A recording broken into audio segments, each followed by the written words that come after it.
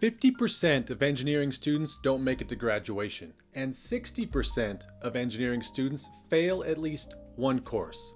But it's not because they aren't smart enough. So what is it then? What makes an engineering degree so difficult? Some of you may be thinking it's obvious, right? It's the high level math and science and subjects that you're going to be faced with, right? Complex material that you have to learn.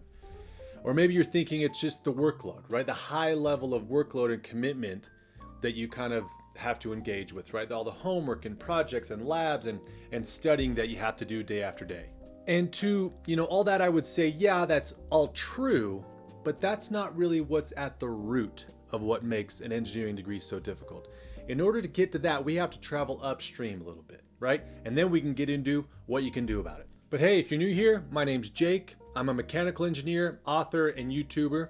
I wrote this book to help, new and struggling engineering students actually make it to graduation without burning out. And actually, it's become required reading at several universities across the US, like Auburn and Washington State. I also just launched a program called the Engineering Success Academy, where we turn driven but inexperienced and overwhelmed engineering students into high performers without sacrificing their life.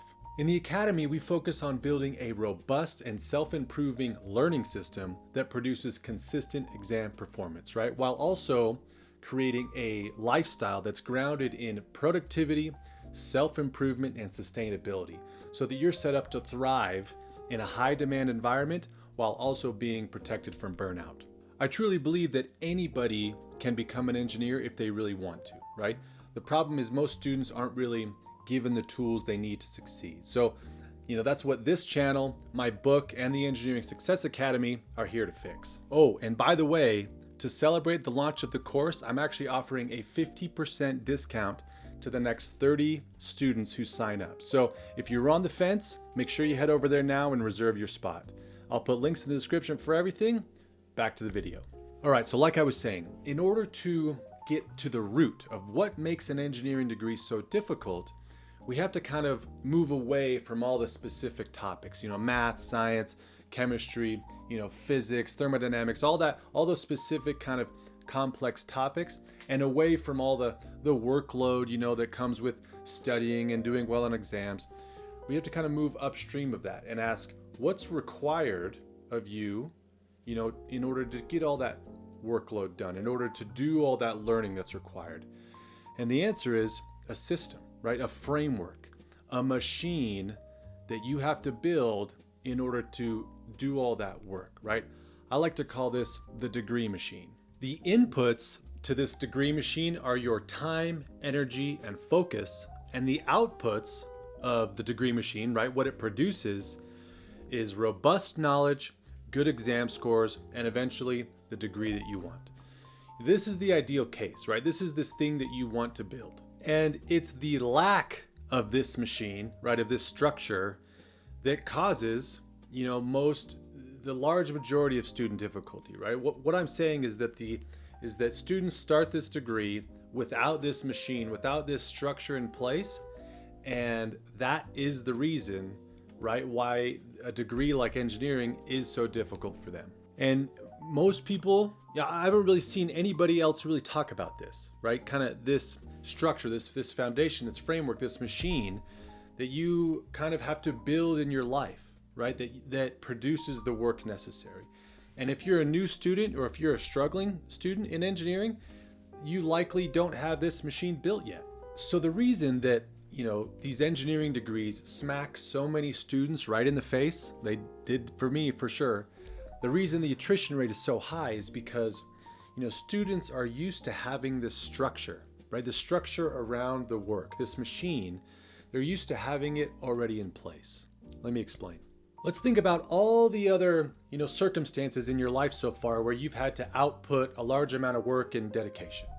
I would argue that, the structure around the work, the accountability that produces the work is already built in. Let's think about school, high school, for instance. You show up, you sit down, the teacher lectures, and the rest basically takes care of itself, right? They hand out the homework. You do most of it in class most of the time. If you have a question, you can just ask right there. A lot of times they'll help you out with whatever you need. If you do poorly on an exam, a lot of times they'll work with you, to make sure that you still pass the class, because there are legit incentives for high schools in the US to make sure the highest percentage of students graduate, right? Their funding is tied to that number. So they want you to graduate. And it's because of that incentive that a lot of the accountability for your own graduation almost falls on the school and the teachers and off of you. Okay, what about like an athletic team, right? A sports team. There's a lot of work and dedication that goes into that for sure. But let's look at it a little closer. So you show up to practice, and then what's next? All you have to do basically is listen to what your coach is instructing everybody to do, maybe the drills, the workout for that day. You don't even have to think about it. You just execute on what they're telling you to do. And if you're doing it wrong, they're going to tell you you're doing it wrong so that you can correct what you're doing. You have a whole team around you doing the same thing that's kind of carrying you along, motivating you to keep doing what everybody else is doing. And then when practice is over, you go home. Okay, what about a job, right? Many of you probably have a job. Many of you probably have demanding jobs. But what is it? What happens when you go to work? You go to work and your tasks, what you need to accomplish that day, are usually very well defined, right? And everything is very step by step by step. This is how I get this done. This is how I get this done. And if you're doing it wrong, what's going to happen? Your boss is going to show up behind your shoulder and he's going to say, or she's going to say, hey, you're doing it wrong. This is what you need to do to correct your path so that you can, get the objective that we want. The accountability and the structure and the clear defined steps to get to the desired outcome are very well defined. So I think you can see what I'm saying, right? You've probably had many circumstances where you have had to output large amounts of work and dedication, but most likely in all of those cases, there's been a very defined pathway that, directs your energy and time and focus so that it produces the desired outcome, right? The accountability and structure is built in, right? All you got to do is just show up. You show up, you sit down, you take instruction, and all you do is just execute, right? And if you're doing it wrong, if you have questions, most often than not, there's somebody there that will, correct what you're doing, your coach, your teacher, your boss, or your parents. Now, with all of that in mind, pursuing an engineering degree is not like that, okay? There's no structure that's pre-built around the work, right? There's no, teacher that's going to be holding your hand through all of the assignments and all of the studying, right? Because they're not incentivized for you to graduate the same way that, public high school is.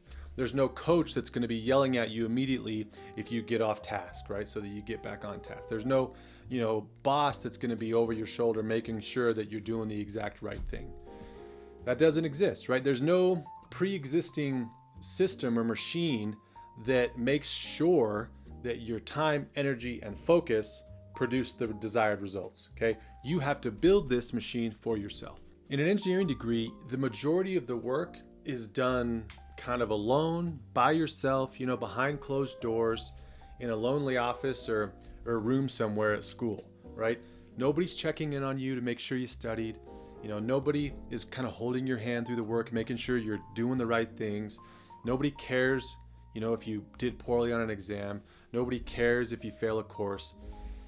You have to provide all this stuff yourself, right? You have to create this machine and provide all the accountability for yourself. And one last thing before I move on, perhaps the biggest difference between the type of, work that you're used to and the kind of work that you're going to be engaged with in an engineering degree is that there is no time limit on, how long the work is going to take you. In high school and a job and practice, like a sports team practice, whatever, you show up and there's a very defined limit to the day, right? Or the practice or work or whatever. You show up, you work for a very defined amount of time.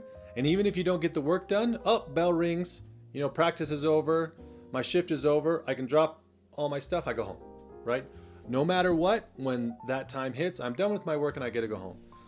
It's not like that, when you're pursuing something like an engineering degree. The work will take as long as it's going to take, right? There is no real defined limit how long it's going to take. So some days it takes a little bit, maybe less time than you're expecting, which is great. Other days it's going to take way longer than you were expecting. So that's something that can kind of take a lot of students off guard, because they'll set these time expectations, right? Oh, this will take me a couple hours. I'll see you. I'll come to the party later. When in reality, it probably is going to take them 3 or 4 times that long. So to kind of bring it back around, right? Yes, an engineering degree comes with a lot of complex learning and a high level of workload, but that's not necessarily the core issue that makes it so difficult, right? The issue is that there's no structure around the work. There's no roadmap. There's no manual. There's nobody there showing you exactly what to do, showing you how to learn, showing you how to study appropriately, showing you, how to manage your stress, teaching you how to manage your mental health, right? How to handle procrastination, and how to develop real exam momentum so that you're performing consistently, exam after exam after exam. You're kind of left to just figure this stuff out yourself. Speaking of procrastination and exam performance, I actually have a couple of free resources that can really help with this stuff. So if you're struggling with procrastination, I have a free Conquer Procrastination mini course. And if you want to know the exact kind of process I use to dominate exams, I have my Bulletproof Exam Prep Blueprint. Both of these are available on my website, completely free. I'll put links below. I mean, you already know, you guys watching this video know that engineering school, pursuing an engineering degree is going to take a lot of time, energy, and focus. But the question really is how do you know how to effectively convert those resources into good exam scores, consistently? If you're new to engineering, the answer is probably no, right? And that's the reason why the engineering attrition rate is so high. And that's why the majority of the students who actually don't make it to graduation, they drop out freshman year, okay? Because they're expected to kind of realize this, huge gap that exists. Not only are they expected to realize that there's a huge gap, but they're also expected to kind of build the pieces on their own, on the fly, as they go. All right, so hopefully I've gotten that point across. Hopefully you kind of understand what I'm saying when it comes to why an engineering degree is so difficult, why so many students, end up dropping out or switching majors. The next obvious question is, what can you do about it, right? How do you avoid this issue? How can you build this degree machine for yourself? And most importantly, what are the different components of this machine, right? What is it made of? Let's get into that right now. There are 5 components that make up this degree machine, okay? There's one primary component, and then there's 4 supporting components. The primary component is a robust learning system. That one's probably pretty obvious. And then in no particular order, the 4 supporting components are habits, productivity, sustainability, and a growth mindset. Now I'm going to do kind of a high-level breakdown of each of these components so you kind of have something, some actionable stuff that you can take away immediately from this video. Starting with a robust learning system. Your learning system, right, is the core of everything, okay? It's the foundation of your performance, right? It's how you take in information, it's how you retain it, and it's how you convert it into good scores on exams. And a successful learning system consists of 3 things. So number 1, it prioritizes active, engaged learning over passive review, right? Number 2, it focuses on retrieval instead of solution-based, problem solving. And then third, it creates a feedback loop that exposes and fills your gaps. This means that instead of, highlighting and rereading and re-reviewing your notes, you're testing yourself constantly, right? You're focusing on high effort activities. It means that instead of watching other people, solve problems, instead of looking at solutions and reviewing solutions that somebody else created, it means you're creating those solutions yourself. You're spending time struggling through producing the solutions from scratch on your own. And lastly, it means that instead of cramming, you're utilizing techniques like spaced repetition and active recall. A robust learning system is this primary piece of the degree machine because, without it in place, nothing else really matters, right? If you don't have a good, robust learning system in place, then everything else is kind of a waste of time, right? You could study for 6, 8, 12 hours, and if you don't have a good, effective, efficient learning system in place, the results just aren't going to be there. So that's why it's the primary piece. Now let's move on to the 4 supporting pieces that help this machine produce good results over and over and over again for however long your degree is going to take. Starting with the first component, habits. Productive habits are what make you consistent, right? They are what make it so that you don't have to always rely on motivation day after day after day. You know, a good system is kind of useless unless you have a good set of habits to make it run, right? You don't want to do well on just one exam. You don't want to pass just one course or do well over just one semester, right? You want to do well on all 120 exams that are probably going to be over the course of your degree and all 40 courses. That's why habits are so important. Productive habits are what are going to help you remove a lot of the temptations that you're going to be faced with every day, right? They're going to help you remove a lot of the mental off-ramps that, you know, your brain is going to try to convince you to take, you know, when it comes time to do the work. Your habits are what are going to remove a lot of the small little daily decisions, you know, that are going to, you know, provide opportunities to divert your time, focus, and energy. I'm talking about these little daily decisions that you're faced with. When you don't have a strong, you know, robust set of habits in place, you're just faced, you know, every time you finish something, your whole life is opened up to what's next, right? Oh, what can I do next? What's next? What's next? You're just kind of reacting to everything. But if you have a nice, robust set of habits in place, all of those decisions are already made, right? Like, when do I study? What do I study? Should I do this or should I do that? Oh, that looks fun over there. Oh, my friend just called me, just texted me, said they, oh, you know, all of that potential derailment gets kind of removed, right? When you have a robust set of habits in place, all of that stuff's already decided.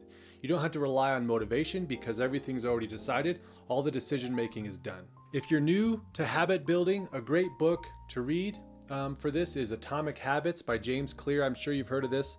If you haven't read it, and if you're struggling with how to kind of build productive habits at a small scale, starting small specifically, Atomic Habits is a great place to start. Moving on to the next component of the degree machine, we're going to talk about productivity, which is all about how efficiently you use your time, right? How much progress you get per minute. Think about studying on a couch, you know, with the TV on and your book open, versus studying in a quiet room at a nice desk with nobody around, right? Which scenario produces more productivity? So let's quickly go over what I define as what real productivity looks like. So first, it's clear objectives with the time that you're going to spend working, right? AKA solid priorities. The next key to, you know, having a highly productive situation is that there is a minimal or a zero gap between when you intend to start working and when you actually start working, right? So right here is when you say, oh, I need to start studying for that exam. And then over here, sometime later, is when you actually start studying for the exam.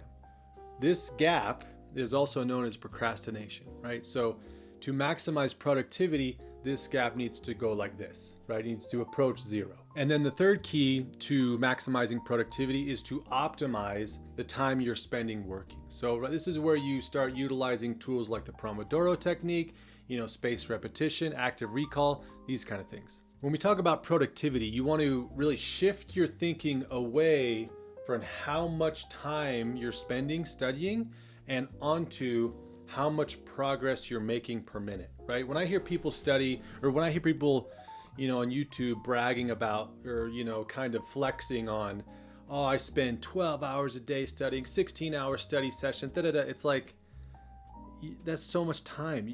My brain always goes to, you're not being very productive, right, with the time that you're spending. You don't need to spend that much time as long as you're maximizing the productivity while you're doing the work.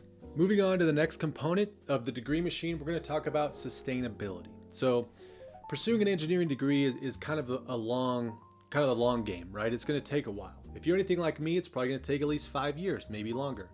So when I say sustainability, I mean your own personal sustainability, right? How well you, as a human being, your mental and physical self, are able to sustain the work for however long it's going to take you. Basically, sustainability is all about keeping your mental health, physical health, your workload, and your stress levels all in check so that you're shielded from burning out before you graduate.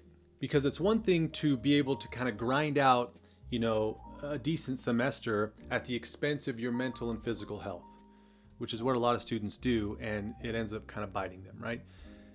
And then it's an entire another thing to be able to maintain and sustain that performance while also maintaining your mental and physical health over the entirety of your degree. That's why sustainability is so important. And lastly, but not leastly, let's talk about the last component, which is growth mindset. So during your degree, you will struggle, right? You will run into challenges, you will run into roadblocks, and you will most likely be pushed further than you've ever been pushed before mentally. And it will be a growth mindset that enables you to prioritize and, put effort and continuous improvement as number one, right? As the thing that you value the most. Instead of, immediate results and, focusing on your performance right now and kind of how everybody else is doing. A growth mindset is what will allow you to look at challenges and failures and obstacles and maybe a poor performance here and there. Look at those things productively, right? As stepping stones to the next level, instead of allowing those things to kind of drain and poison your motivation. This one is especially important if you're anything like me and you're kind of starting behind the pack, when we're talking about academic experience, and the amount of work you've taken on mentally up until this point. And it's going to be, you adopting a growth mindset that's going to help you fill that gap, right? It's going to help you adapt and strengthen your mind in the areas you need it to so that you can catch up and surpass everybody around you. And lastly, on a growth mindset, a great book that kind of encompasses, what a growth mindset is and a lot of great stories about, the benefits of adopting a growth mindset is called The Obstacle is the Way by Ryan Halliday. Highly recommend checking that one out. All right, so when you put these 5 components together, right? Robust learning system, productive habits, productivity, sustainability, and a growth mindset, you've created this structure. You've created the degree machine, right? That will consistently convert your time, energy, and focus into what you want, which is robust learning, good exam scores, and eventually a degree. And again, to bring it kind of back around, most students start school without any of this in place. That's why engineering is such a difficult degree, okay? Especially in the beginning, because most students come into school without any of this structure, without any of this, accountability, nothing that will reliably convert their resources, time, energy, and focus into the desired outputs, right? Which is good grades and a degree. You're expected to kind of just be thrown into the deep end and kind of build it as you go on the fly. And it doesn't work out well for a lot of students. This is especially true if you came out of the American public school system. That's a whole nother topic on its own, and I actually made another video about that. If you're interested, I'll link it below. Now, obviously, I kind of covered this stuff at a pretty high level in this video. I hope you still got some good value out of it, but going forward, the purpose of this channel is going to be kind of diving a bit deeper into a lot of this stuff, right? These components, this machine that you kind of have to build, among other topics. But a big focus of this channel is going to be diving into this stuff. So if you're interested in that stuff, stay tuned for more. But if you can't wait, this is exactly what I built the Engineering Success Academy for, right? In my opinion, all this stuff should be taught semester 1 freshman year at every engineering school in the country. But unfortunately, it's not. So the Success Academy, the Engineering Success Academy, is the step-by-step of all this stuff. So if you're interested in that, remember I'm running the founding member special for the next 30 people that sign up, 50% off. So if you're interested, links below for all that stuff. Thanks for watching. It's good to be back, and I'll see you in the next video.